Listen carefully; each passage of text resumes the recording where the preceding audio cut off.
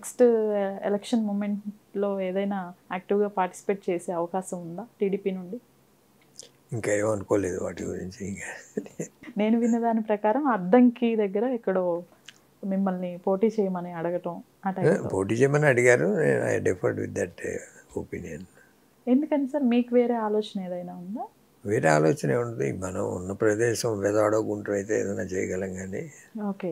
Not at the too far. ఇండస్ట్రీలో production మళ్ళీ ఏమైనా స్టార్ట్ చేయాలి అనే దానిలో ఉన్నారా, లేకపోతే పాలిటిక్స్లో యాక్టివ్గా ఉందాం? ఇండస్ట్రీలో ఎవరన్నా నెక్స్ట్ జనరేషన్ ఇంట్రెస్ట్ ఉంటే I will support.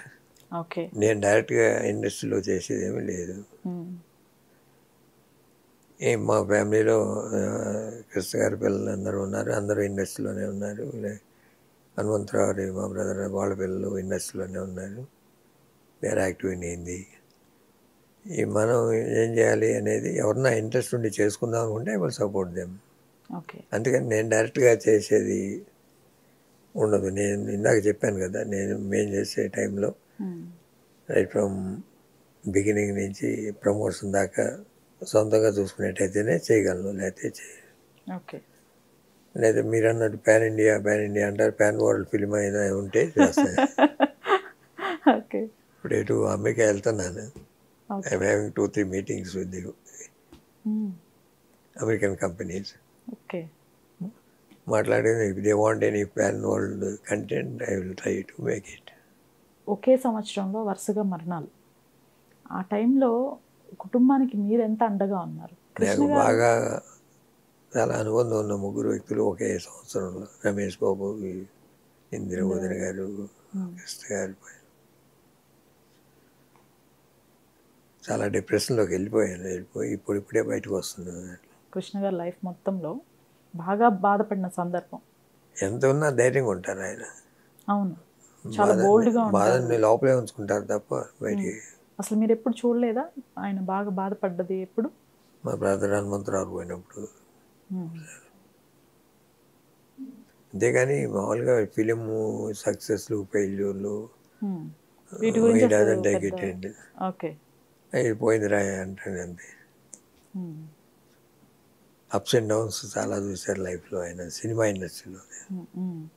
There nothing new for the success and nothing new for the failure. ఎప్పుడైనా బాగా కోపం వచ్చింది చూసారా సార్ కృష్ణ గారికి? జనరల్గానే కొంచెం ఆవేశం ఎక్కువ అంటారు. ఆవేశం ఏముంది, మామూలుగా ఏదన్నా ఎక్స్ప్రెస్ చేయడం, లోపల ఉంచుకోరు. ఏదైనా ఉన్నా అనేసారు, మళ్ళీ నెక్స్ట్ మినిట్ పోరా అంటాడు. అంతేగాని దాన్ని మనసులో ఉంచుకొని ఏదో సాధిద్దాం అట్లాంటివి అసలు ఉండవు. ఓకే. అట్లా రామారావుకి ఉండదు, కృష్ణ గారికి ఉండదు. ఇన్ని షూటింగ్స్ టైంలో కృష్ణ గారికి ఆ గుర్రపు స్వారీ చేసేటప్పుడు కానివ్వండి, ఏవైనా కత్తిఘాట్లు కానివ్వండి, లేకపోతే హీరోయిన్స్ని ఎక్కువగా లిఫ్ట్ చేసి పెడుతుండేవాళ్ళు. ఇట్లాంటి టైంలో ఏవైనా జరిగినాయా సార్, ప్రమాదాలు కానివ్వండి ఏవైనా? ఒకసారి ఊటీలో జరిగింది. Okay. Gun fire back fire అయ్యి ఇక్కడ ఊన్స్ పడి.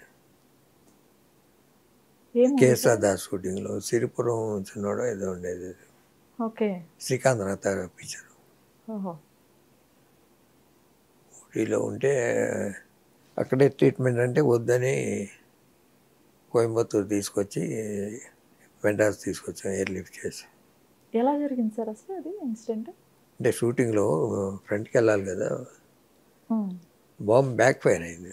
ఆ మిషనరీ అంతా అదే సినిమా షూటింగ్ ఇదైనా క్యానన్లోంచి ముందుకు వస్తాయి కదా, ముందుకు వచ్చేది వెనక్కి వచ్చింది, రివర్స్ వచ్చింది. ఓకే. అది ఒకటే. ఎప్పుడన్నా ఒకసారి గుర్రం మీద నుంచి పడ్డారు, ఒకసారి హార్స్ రైడింగ్. ఓకే. ఇట్లాంటి చిన్న చిన్న ఇది అదే కొంచెం 1 month తీసుకుంది టైము. కానీ కృష్ణ గారు చనిపోయిన తర్వాత అభిమానులకి చివరిసారిగా ఎక్కువ మంది చూసుకోలేకపోయారు ఆయన్ని అనేది ఇప్పటికీ చాలామంది అభిమానులు బాధపడుతున్న విషయం. ఎందుకని సార్ ఆ టైంలో ఫస్ట్ గచ్చిబౌలి అని, తర్వాత పద్మాలయ అని, లాట్ ఆఫ్ కన్ఫ్యూజన్, చివరి వరకు ఎక్కడా అనేది తెలియలేదు. ఎక్కడ కన్ఫ్యూజన్ క్రియేట్ అయింది సార్? గచ్చిబౌలి స్టేడియం అనుకున్నాం. స్టేడియంలో ఏమైందంటే ఆ రోజున బాగా మంచు ఎక్కువ పడుతుంది, మామూలుగా చలి ఎక్కువ ఉంది. అక్కడ ఎయిర్పోర్ట్లో తీసుకెళ్ళి బాడీ అన్కవర్డ్ ఉంది, ఇవన్నీ రిస్క్ అని బాడీ అక్కడ తీసుకెళ్ళటం.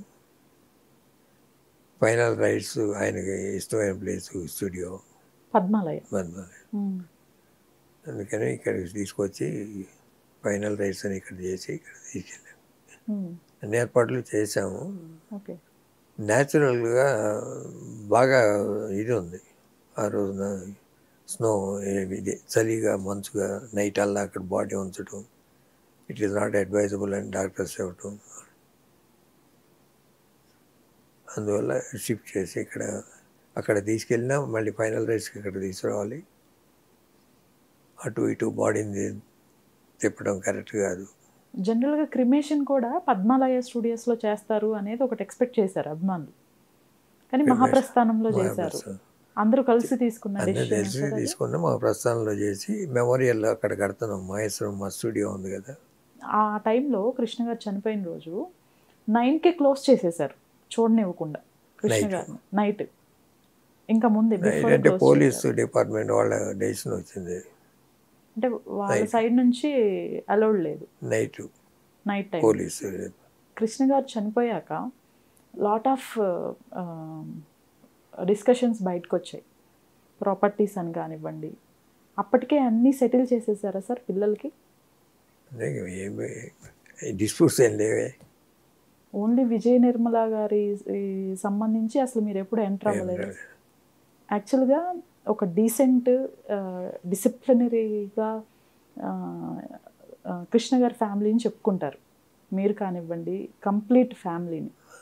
ఆయన తర్వాత జరిగిన ఇష్యూస్ కొన్ని ఫ్యామిలీ పెద్దగా మీరు ఏమీ రియాక్ట్ అవ్వట్లేదా? లేదు, ఏమీ లేదు.